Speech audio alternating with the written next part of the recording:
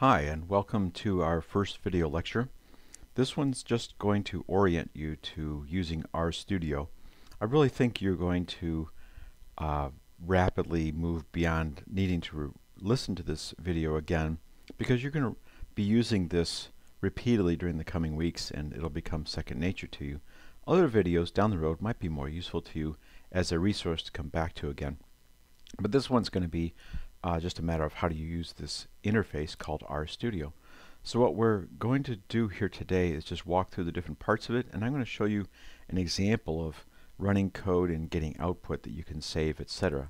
Just using some code that Pedro and I have written. Well, mostly Pedro wrote. Okay, so the screen you see in front of you is an RStudio window. When I first turn on the program, you can see that it shows me some information about which version of R I'm running.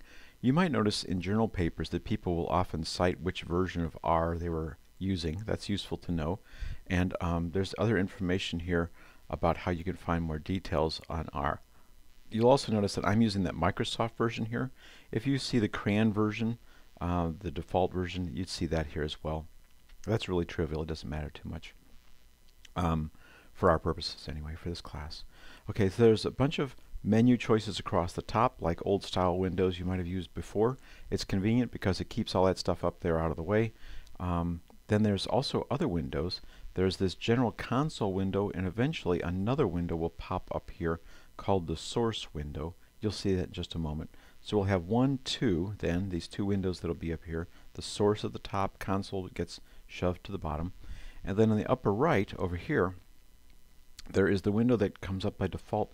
The history window is the secondary window behind it. I'll get to that in a second. But the environment window is the one that's most convenient for importing data sets, saving things.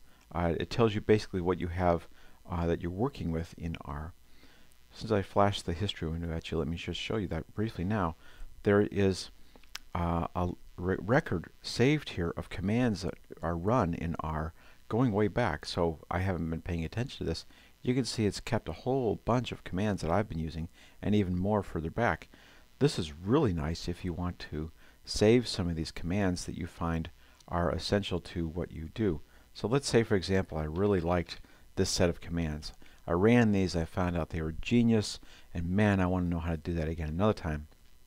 Well, we can save all this stuff either to the console, which would be ready to run again. This is actually where the business happens in R, or to the source, which is where you can save commands and then run them in batches in console. So let's do this. I'm going to make a source. I'm going to first start off plus here an R script. We're going to make a new blank screen in that source window up here. So this is a blank screen in the source, and if I move all this stuff I just lit up to the source, boom. Now what I've done is saved a bunch of commands that I'm making this up, of course, but let's just say these were absolutely great. Man, I sure want to use these again next year. Then what I'm going to do is come up here and save this stuff, and I can annotate it by typing in, for example, great code to use later. Okay, and I can do that at any place I want to. I could say, for example, right here, extra genius work. Okay, so you can annotate this information in more useful ways than typing down genius work, but being able to say that, you know, this is the code to use for XYZ. This is the way you can help remember code later, and it's going to be very useful. And the history window is a record of all the stuff that you've been doing, and you might find, yeah, I messed that up, that didn't work, but here were the ones that worked. Okay, so you might find history is useful later, but on a day-to-day basis, I'm using environment more so. Okay, all right. Finally, there's another set of windows down here. There's files, which should show different things that you might be working on. Plots, where graphs will pop up. I'll show you in just a moment. Packages is a list of the packages that you might have installed in R yourself. There's a long list of them here. I'll scroll to the bottom, as well as a bunch of ones that are loaded by default when you set up R, as you might already have done. Okay, so these should already be in there as part of the base package, and then I've loaded a whole bunch of extra ones as time went on. There's a bunch of different things that are loaded as just dependencies. If, let's say, I was interested in loading ape, I might have also gotten ADE4 because ape needs 84, etc. Okay, so some of these I might use a lot. Sometimes I might use only occasionally. One of them I might have loaded, and I thought, oh, this could be cool, and found out it didn't matter much, and I don't use it much. You can get rid of packages if you wish to. By if you want to delete one, for example, you could do something like that, and it would just remove it from the program. And I won't do that right now. But it's easy to install packages by typing in something, and you might have heard about the package ABC in something that you were reading online and said, you know, I could really use that, and here's an easy way to install it. And then you'd say, yep, install ABC, and off you go. And it would load it, which I won't do right now because I don't know what a package ABC does. Okay, so that's how you can install packages. You can make sure the packages are loaded, ready to go. Like if I check that, it just ensured that it's working. And notice there's some problem with my version of AIC mod average, so I need to reload that, make sure it's working. There's an alternative. If I would want to do AICs, that's a great way to go. But I could also use BBMLE, which is another one that I use actually more often. I know Pedro tends to use AICC mod average. So I tend to use the BBMLE one, and notice that that worked fine. If I did something wrong with AIC mod average, I probably need to reload it. Okay, so the point is I can also try to unload it, and I can unload it this way as well. And we can do all that in code. It's easily accessible this way, but it doesn't have to be done that way. Let me walk through an example of code. Let me get rid of my fake one here. I'm going to delete that. I'm not going to save it. And I'm going to, first off, import a bunch of R code that I will show you we've done. I'm not going to dwell on the details, just as a nice program that Pedro and I have run. Okay, so there's all this gobbledygook here in console. I want to get rid of that. Here's a nice little trick. Control L. I'm going to go Control L, and it cleans that all out. Okay, so I now have a blank slate to work with. And remember, the console is where I'm going to see all the results pile up. But I can open up a file. I'm going to just use recent files. I could open up other files this way, the way you normally would. I can make a new one. There's lots of ways to go about it. I have one I'm already wanting to run. It's a recent file, ESE regressions. So here's this program that Pedro and I wrote. Okay, mostly Pedro. I helped write some of the explanations. And so this program will then generate results down here in the console. See how that's why we now have two windows that have popped up above and below. All right, well, this program's going to need a data set, so I'm going to import the data set. But before that, here's a really nice feature of RStudio. I can go up here to Session, Set Working Directory, because R needs to know where to look for the files. So one of the first things I need to do is Set Working Directory. I can do this with a command, as you'll see in a moment, or I can do it using the Windows kinds of approaches. Here's my desktop. I know I'm going to go into this folder, and I'm going to choose this subfolder. Has a bunch of different data sets, and I say Open. It made this command for me. Going through that menu choice made this command. I could have typed this command and ended up at the same place, but I don't need to remember all that data structure stuff. That's not something I'm trying to keep in my head. I'd rather be thinking about exactly what the statistics will be doing. So that's a nice little bookkeeping feature. Set Working Directory and Choose Directory allows me to just tell R where to work from now on. So when I open up a data set, it will go straight to that directory. So if I go import data from local file, notice where we went. We went to my desktop, that data file set, and that succession data. And I'm going to choose this one that I know makes pretty graphs. I'll choose this one. And so the data from Pablo Munguia, this is from his dissertation work at Florida State. And I know, just because of the way we wrote the code, I'll show you in just a moment, we want to call this occ data. It's because we're playing around with occupancy data, and we decided to name our data sets that come into the program that. And so I also know that I'm going to have to change this to a yes heading. Why? Because look what it's doing. It's ignoring the fact I have actual headings already in there, the same way you might in an Excel data sheet, right? This came from an Excel file. So otherwise it's going to call these things variable 1, variable 2, but if I say yes here, notice what changes. Now it recognizes my headings as actual headings. The rest of the settings here I can usually ignore. It's not a problem. It's automatically detecting, because this is a .csv file, a comma delimited file coming out of Excel, and it knows how to handle those very well. R will take flat files, so it's going to take one tab, if you will, of an Excel file. one flat sheet and work with that. And then there are also text files that will import just as well too. So usually a CSV or a text file are the easy ways to move things into R. You can also get fancy and work around with other ways, but those are the defaults that I often work with. Okay, I'm ready to import this, and there it is, and I can see the data. They're sitting up here. I'm scrolling down, I'm scrolling right, and there they all are. Okay, good. So I have my data, I can see it, and I have my program. Okay, let's briefly glance at what this program's showing. We have lots of code that's annotated, all these hashtag type things. I notice I can put lots of them to maybe make a major heading section, something like that.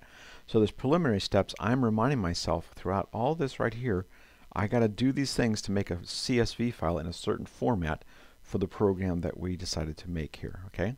Now in RStudio, I typed all this stuff, and I would import a file, and I'm calling them all awkdata. Every time I import a new data file, we're calling it awkdata, because every time a new data file comes in here, it's called awkdata. It runs all the rest of this stuff on this thing called awkdata. And we're not going to sweat what all this is doing. I'm just showing off here that all the stuff that Pedro wrote, it's a pretty complicated set of code. You won't have to do that all the time. This is a fairly sophisticated approach, I think, to doing a bunch of analyses, and we're doing them in a bunch of commands in a big batch on a data set, collect output, get the next data set, import it, also name it awkdata, run the batch again. Okay?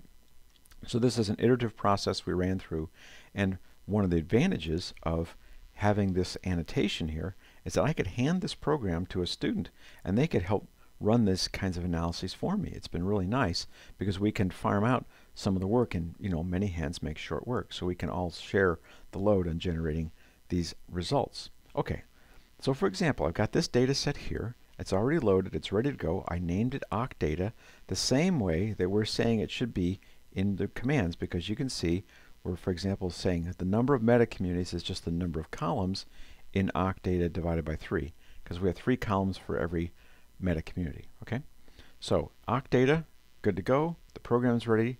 All right, all I need to do is say either run, which would take one line at a time. Let me show you. I'm going to run just that one line where the cursor is sitting. It can sit anywhere. Set it out there. I can say run. It did that. I could say run in a batch. I could light up everything down below or just a couple rows and say run if I wanted to. Or I can run the entire file. If I knew this file was really slick and everything's working every time, I can just say source the entire file. So I'm going to clean this up. Let me make this bigger too. Slide this up here. I'm going to clean this up by going Control L. That's now a clean slate, and I can say source, and this entire set of all those commands is going to run in one fell swoop. Ready? Go. Bada boom. We generated all of these results. Let me make this a little bigger here.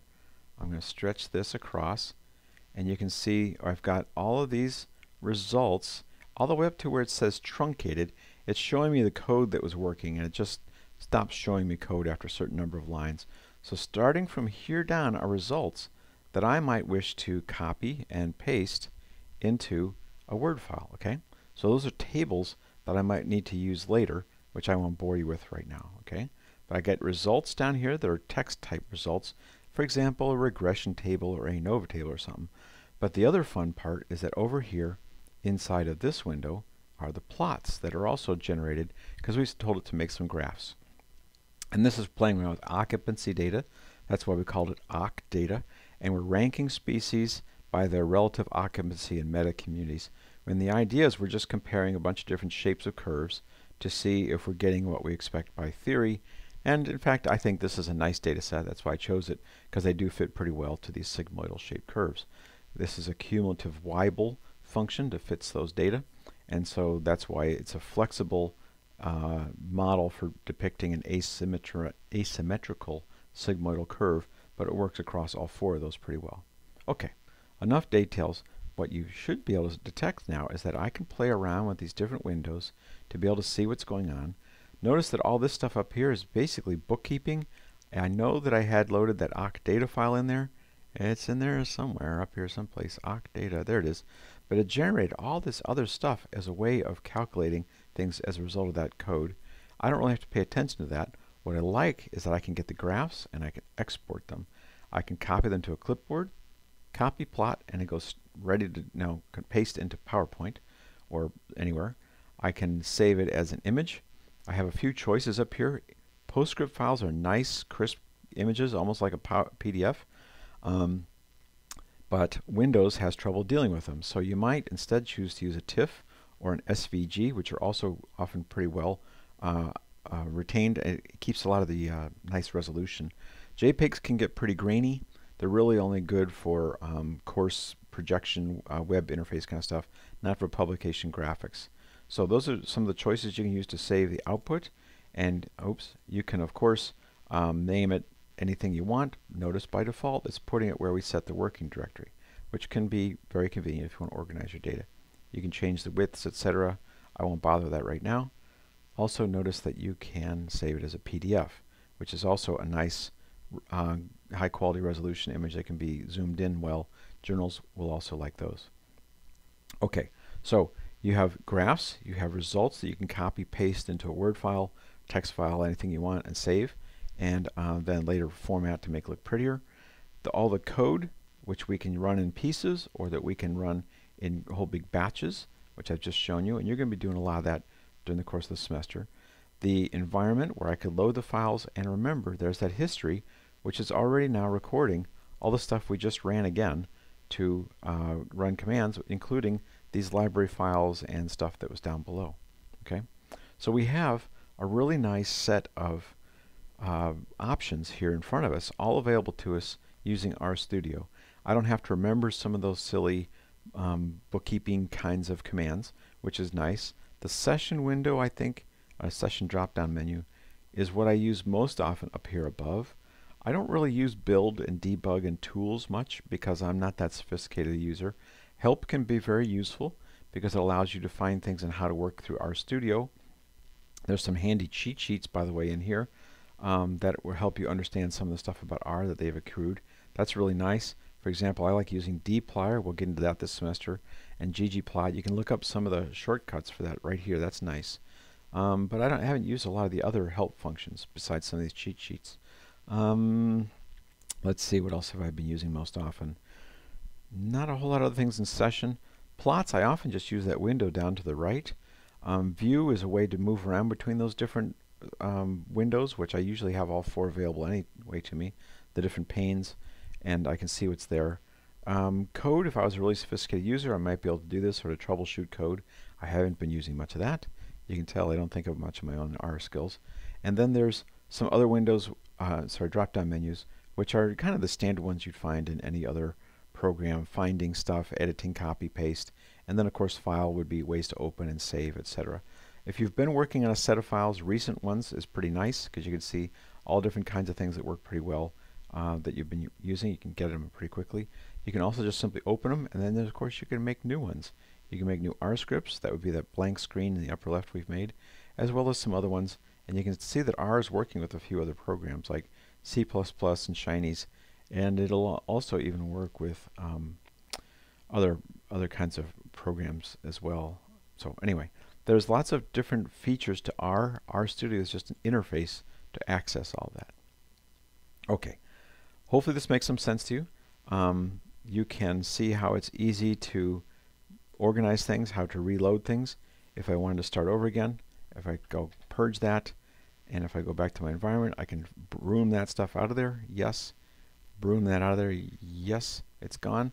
And it's real easy to start again, load a new data set of some kind, and I'm off and running, right? If I just call this awk data once more. Oops, that's supposed to be an underline.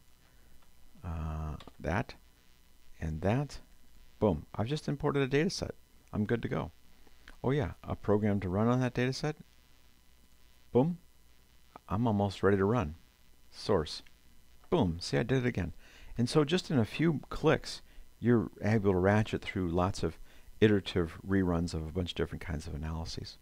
Okay, enough bragging, and there's the results. That took a little longer to run because it was a bigger data set, but it came out pretty quick. Notice that that wrapped around, so this exponential row here is an exponential row there. Okay, enough about that. I just wanted to get you guys oriented, and then you're going to move into this real quickly yourself. You won't need to hear this much more. That's enough for now. We'll see you on Wednesday, and of course I'll be sending more of these videos to you, and